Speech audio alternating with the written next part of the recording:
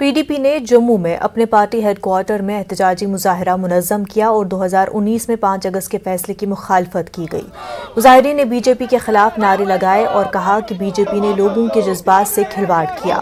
انہوں نے الزام لگایا کہ BJP نے جموں کشمیر کے لوگوں کی خصوصی حیثیت کو چھین لیا اور جموں کشمیر کو 3 حصوں میں تقسیم کر کے اسے غیر جمہوری سیٹ اپ بنا دیا ہے۔ بھارتی جنتا پارٹی نے پارلیمنٹ میں جو ہمارے ساتھ دھوکہ کیا کہ جموں کشمیر کے لوگوں کو اسپیشل سٹیٹس ہم سے چھینا گیا اور جموں کشمیر کے ریاست کو 2 حصوں میں بانٹ دیا گیا۔ یہ 5 اگست 2019 ہمارے لیے کالا دن ہے اور تب تک رہے گا جب تک ہمارا اسپیشل سٹیٹس ہمیں بحال نہیں کیا جاتا۔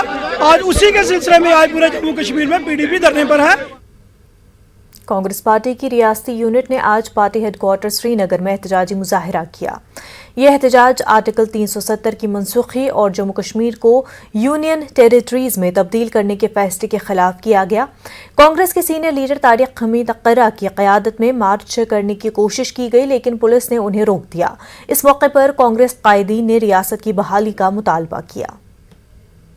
5 اگست ہے جس دن ہماری ارسٹوائل ریاست جموں کشمیر کے ساتھ بدترین طریقے کا جو ظلم ہوا، جو مذاق ہوا، جو ہمیں ہیوملیٹ کیا گیا، یہاں کے 1 کروڑ 20 لاکھ لوگوں کو جو ہیوملیٹ کیا گیا، اس کے واسطے بھی پروٹیسٹ ہے کہ ہماری گزارش ہے، بالخصوص ارسٹوائل ریاست جموں کشمیر کی گزارش ہے کہ ہمیں وہی پرانے برے دن جو ہے ہمیں وہی لوٹا دیجئے۔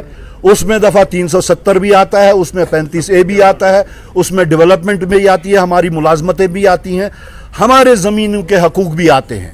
ہمیں یہ اچھے دن ضرورت نہیں ہے، ہمیں وہی پرانے برے دن واپس لوٹا دیجئے۔